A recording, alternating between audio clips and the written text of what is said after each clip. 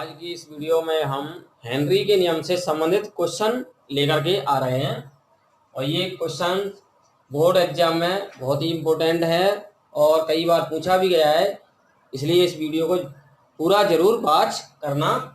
Question है Henry के नियम से संबंधित, क्या कारण है कि HCl गैस को जल में घोलने पर हेनरी का नियम लागू नहीं होता। हेनरी का नियम लागू नहीं होता।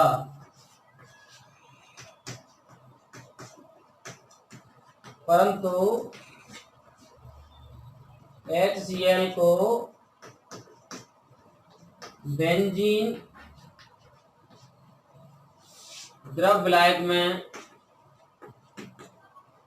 घोलने पर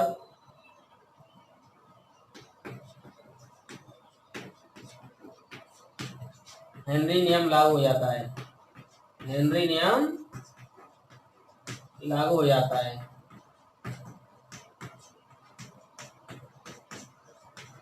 ये क्वेश्चन है, बोर्ड में पूछा गया है। तो इस क्वेश्चन का आंसर आप समझ सकते हैं कि HCl एक ध्रुवीय गैस है और जल भी ध्रुवीय है, तो ये अच्छी तरह से घुल जाएगा, आयनित होकर के और घुल जाएगा। तो HCl गैस की भौतिक अवस्था और रासायनिक संगठन दोनों ही बदल जाएंगे। ऐसी स्थिति में HCl गैस नहीं रह पाएगी।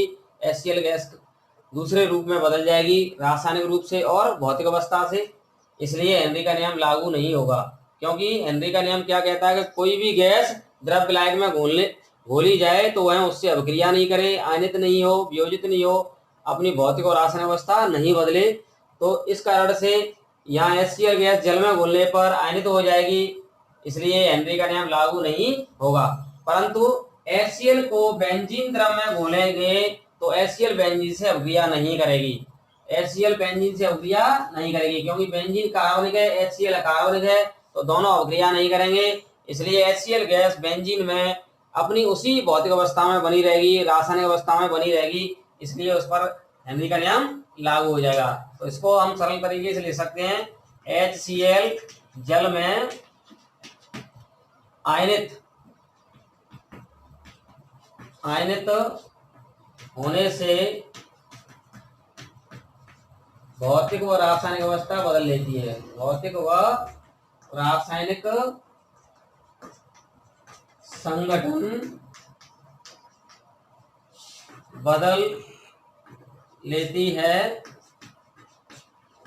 जिससे हेनरी का नियम लागू नहीं होता। जिससे हेनरी का नियम लागू नहीं होता। परंतु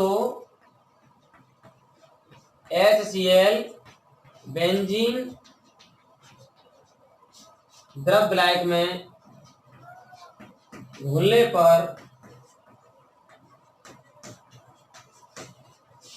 अपनी भौतिक व रासायनिक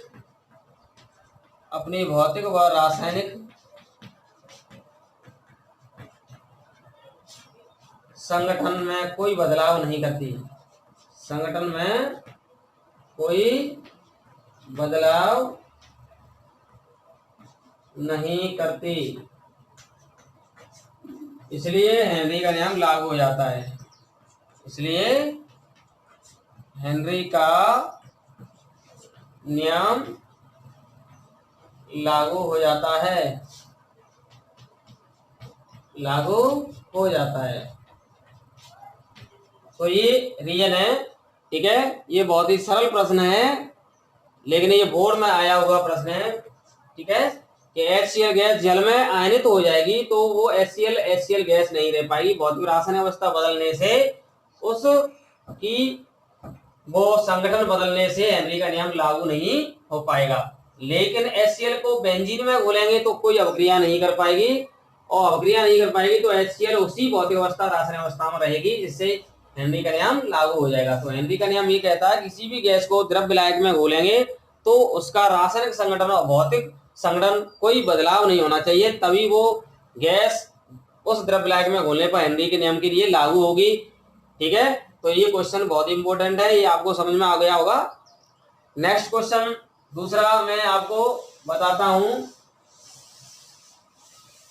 कि क्या कारण है समुद्री गोताखोर हीलियम युक्त ऑक्सीजन का घोल प्रयुक्त करते हैं। जो समुद्री गोताखोर हैं वो हीलियम युक्त ऑक्सीजन का घोल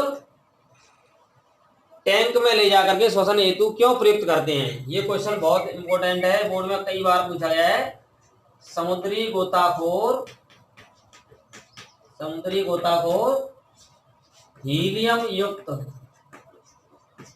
O2 गैस का घोल क्यों प्रयुक्त करते हैं, ये भी बोर्ड में आया हुआ प्रश्न है, बहुत इंपॉर्टेंट क्वेश्चन है।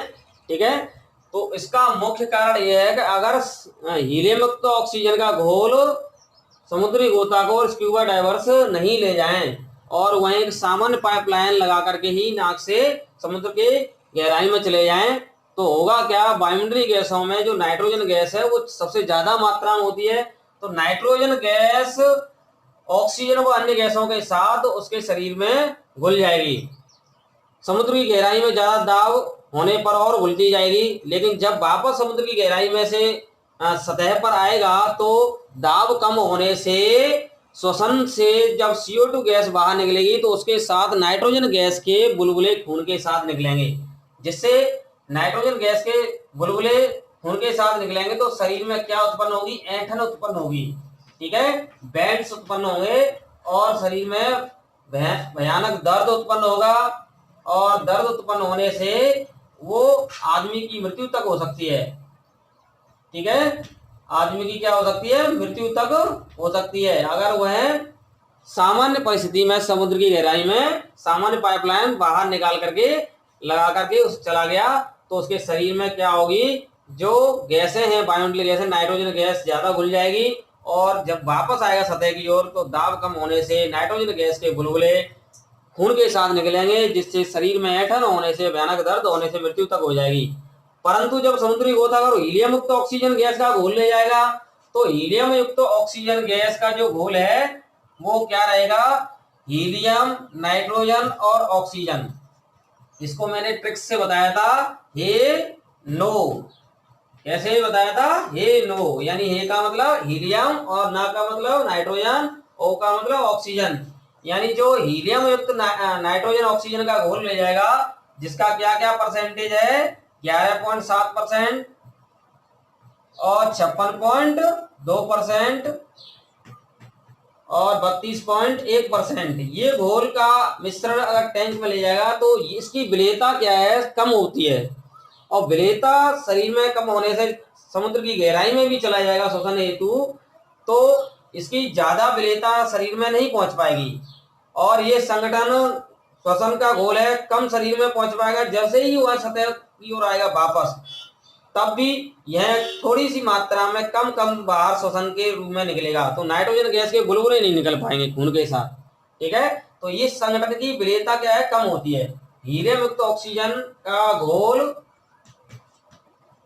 सफिशिएंट आंसर क्या है इसका, हीलियम युक्त ऑक्सीजन का घोल कम विलेयता रखने से समुद्र की गहराई से वापस सतह की ओर आने पर अच्छी तरह श्वसन कर पाता है, अच्छी तरह श्वसन कर पाता है, जिसमें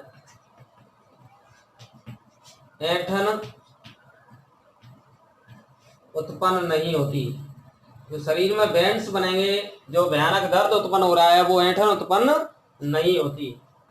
और नाइट्रोजन गैस के खून के साथ बुलबुले भी नहीं निकलते। N2 गैस के साथ खून के बुलबुले भी बाहर नहीं निकल पाते। N2 गैस के साथ खून के बुलबुले बबल्स बाहर नहीं निकलते। ठीक है, तो इसका सही आंसर ये है कि जो हीलियम युक्त ऑक्सीजन का घोल है वो लेंगे तो उसकी विलेयता क्या है, समुद्र की गहराई में भी उतनी होती है, और जब बाहर वापस सतह की ओर आएगा तो तब भी उसकी विलेयता उतनी होती है। विलेयता कम होने से क्या होता है, जब समुद्र की गहराई से वापस सतह की ओर आएगा तो अच्छी तरह शोषण कर पाता है, और नाइट्रोजन गैस के खून के साथ बुलबुले नहीं निकलते, और शरीर में कोई ऐंठन उत्पन्न नहीं होती, दर्द उत्पन्न नहीं होता, और उसकी मृत्यु नहीं होती। तो इसीलिए समुद्री गोताखोर हीलियम मुक्त ऑक्सीजन का घोल प्रयुक्त करते हैं। तो ये मैंने आपको 2 क्वेश्चन बताए। ये वीडियो अच्छी लगी हो तो लाइक, कमेंट्स, सब्सक्राइब और शेयर करना।